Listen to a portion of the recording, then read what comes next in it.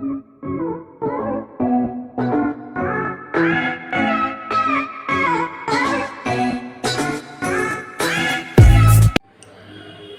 मैं उत्तर प्रदेश के बारे में बोलने जा रहा हूँ। इस राज्य में बहुत सी चीज़ देखने लायक है।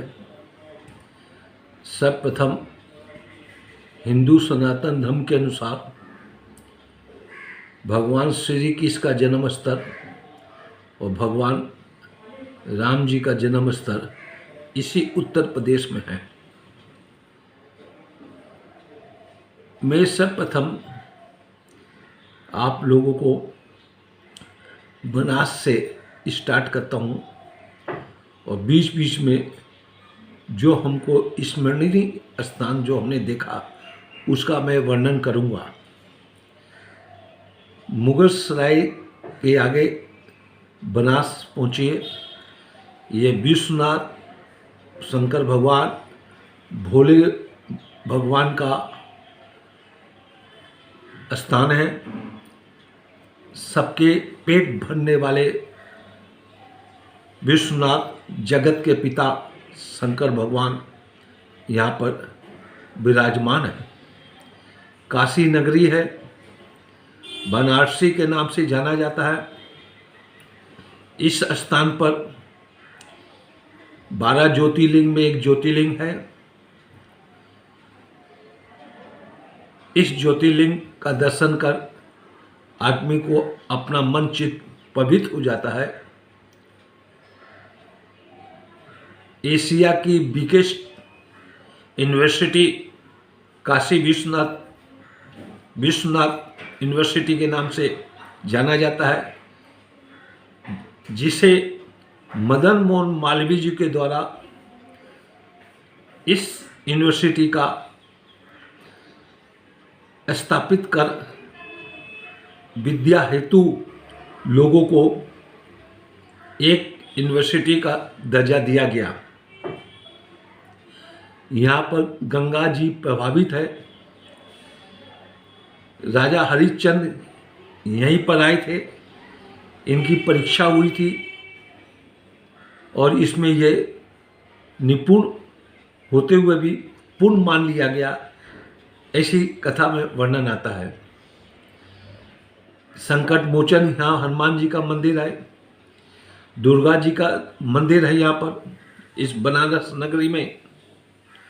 और व्यापारिक क्षेत्र के हिसाब से सिल्क की साड़ियाँ, सिल्क के कपड़े यहाँ पर भिन्न भिन्न डिजाइनों के द्वारा कारीगरों के द्वारा बनाया जाता है और पूरे भारत के हर कोने में इसका व्यापार चलता है।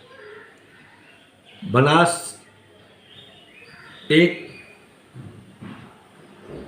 संतों साधु लोग का निवास स्थान है। भारत के क्या विदेशों के लोग यहाँ पर अध्यात्म की शिक्षा लेने के लिए आते हैं और उस अध्यात्म की शिक्षा लेके इसका पूरे भारतवर्ष में प्रचार किया जाता है। बनास नगरी छोटी छोटी गलियां हैं, यहाँ पर छोटी छोटी सड़कें हैं, लोगों का जमघट लगा रहता है। ये बनास बाबा विश्वनाथ के नगरी का दर्शन करने के बाद आगे अपने चलते हैं मिर्ज़ापुर। विंध्या वाहिनी माँ दुर्गे के रूप में यहाँ पर विराजमान है। विंध्याचल में ये देवी का दर्शन करने के बाद गंगा भी इस विंध्याचल किनारे से बहती हुई निकल जाती है। और भी दुर्गा जी का मंदिर है, शिव जी का मंदिर यहाँ पर है। कई अच्छी अच्छी छोटा सा विंध्याचल टाउन, यहाँ पर माँ भगवती की बड़ी महिमा सबके मनोकामना पूर्ण होती है। फिर आगे जाते हैं सीतामढ़ी आता है, गोपीगंज के पास सीतामढ़ी है, वो भी देखने लायक जगह है। यहाँ पर कहते हैं सीता जी धरती में समाहित हो गई थी, क्यों कि उनके अगल बगल ऐसी दूबा है, उस दूबा को जब हम तोड़ते हैं तो उसमें से लाल रंग निकलता है। लोगों की विश्वास, ये धारणा है कि माँ सीता के ये बाल है जो उनको तोड़ने से लाल रंग निकलता है, ऐसे वहाँ की मानता है। गंगा के तट पर यह बसा हुआ सीतामढ़ी देखने लायक है। उसके पहले बनास से गाजीपुर के रोड पर मार्कंडे धाम भी है। मार्कंडे धाम देखकर शंकर भगवान का मूर्ति है, लिंग है, यहाँ पर भी गंगा तट पर बसा हुआ है। फिर जैनियों का मंदिर है सारनाथ, इसी भी देखा जा सकता है। सारनाथ का दर्शन करते हुए, गोपीगंज का दर्शन करते हुए आगे बढ़ते हैं। यहाँ पर इलाहाबाद आता है। इलाहाबाद में 3 नदियों का संगम है, गंगा, जमुना, सरस्वती। गंगा की और जमुना की धारा प्रभावित है, सरस्वती लुप्त बहती है, ऐसा हमारे शास्त्रकारों का विचार है। इलाहाबाद को प्रयागराज से नाम से जाना जाता है। इस क्षेत्र में बड़े से बड़े संत हुए, वशिष्ठ मुनि, भारद्वाज मुनि और भी बहुत से यहाँ पर संतों ने अपना जगह बनाया, आश्रम बनाए और लोगों को मार्गदर्शन दिया। इस धरती पर, इलाहाबाद की धरती पर संकट मोचन हनुमान जी का मंदिर है। गंगा के किनारे लेटे हुए हनुमान जी हैं, ये भी देखने लायक चीज़ है। इलाहाबाद से फिर हम लोग आगे निकलते हैं चित्रकूट। भगवान अयोध्या से वनवास हुए थे तो 12 साल तक चित्रकूट में ही आश्रम बना के रुके थे। ये चित्रकूट की परिक्रमा करने के समय कुछ भाग एमपी में आ जाता है। एमपी और उत्तर प्रदेश की सीमावर्ती एरिया है। चित्रकूट धाम में गुप्त गोदावरी है, फटक शिला है और सती अनसुईया का स्थान है और भी कई चीज़ यहाँ पर चित्रकूट में देखने लायक है। चित्रकूट की परिक्रमा होती है। परिक्रमा करते करते ऊपर में हनुमान जी का एक मंदिर बना हुआ है। बोलते जब हनुमान जी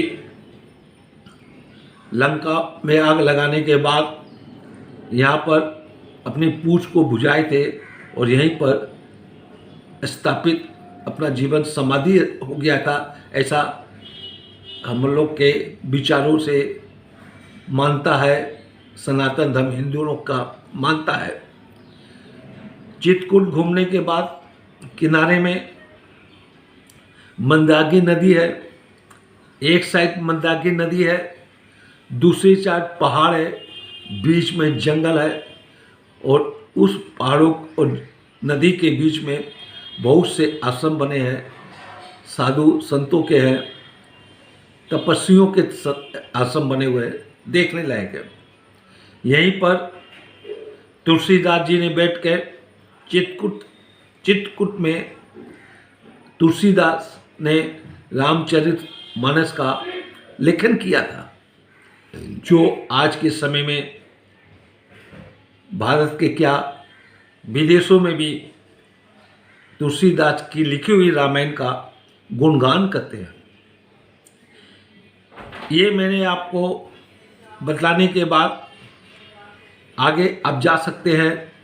थोड़ी सी दूर मैहर देवी पड़ता है, शारदा स्टेशन है, सतना डिस्ट्रिक्ट में पड़ता है और चित्रकूट से मुश्किल से 40 किलोमीटर है।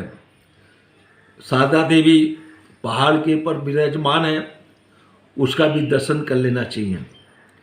इलाहाबाद भ्रमण करने के बाद आगे हम लोग बढ़ते हैं आगरा की साइड में। आगरा में भी बहुत से घूमने के स्थान हैं। इसमें हमको एक विशेष स्थान मैंने भ्रमण किया, मैं आपको उसके बारे में सर्वप्रथम बतलाऊंगा। आगरा से 70 किलोमीटर दूर बटेश्वर महादेव है।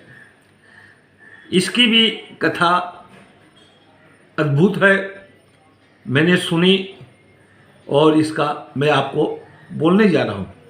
शायद आपको इस विषय में जानकारी है कि नहीं है, मेरे को जो जानकारी हुई मैं बोल रहा हूँ।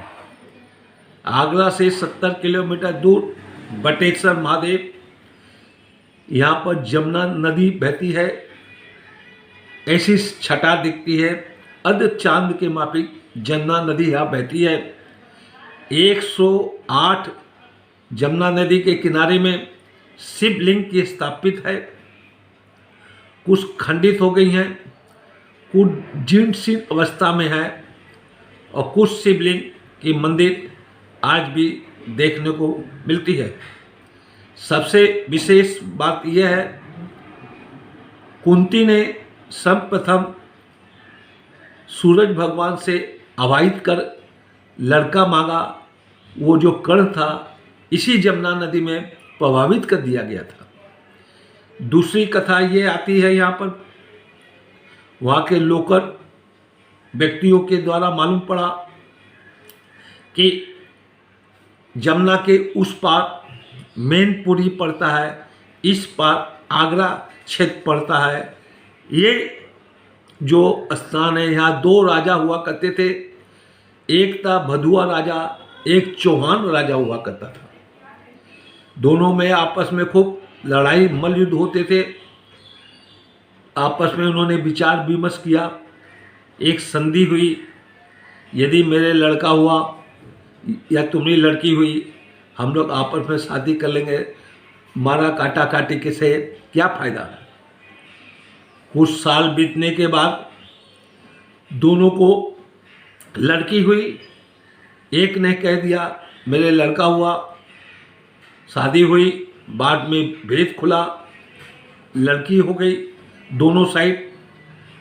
फिर लड़ाई हुई, जो लड़का को बोला गया था वो भोले बाबा शंकर भगवान के मंदिर बटेश्वर महादेव के मंदिर में जाके आग्रह किया, बाबा मेरे कारण लड़ाई हो रही है, या तो मैं मर जाऊं या मैं आत्महत्या कर लूं। तो शंकर भगवान ने उसको सपने में दिया, आज के बाद तुम लड़का हो जाओगे। वो लड़का हो गया और दोनों का प्रेम विवाह संपन्न हुआ और गृहस्थ जीवन में दोनों जीवन बिताए। इस बटेश्वर महादेव और रोचन कहानी है। हमारे भूतपूर्व प्रधानमंत्री अटल बिहारी वाजपेयी के पितर लोग, पूर्वज लोग इसी बटेश्वर महादेव में रहते थे, ऐसा वहाँ के लोगों ने बतलाया।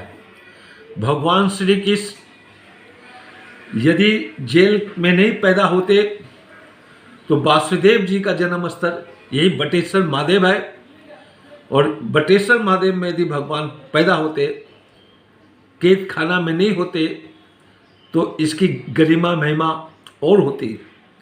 अब समझिए, कुंती ने यहाँ पर, वासुदेव जी ने यहाँ पर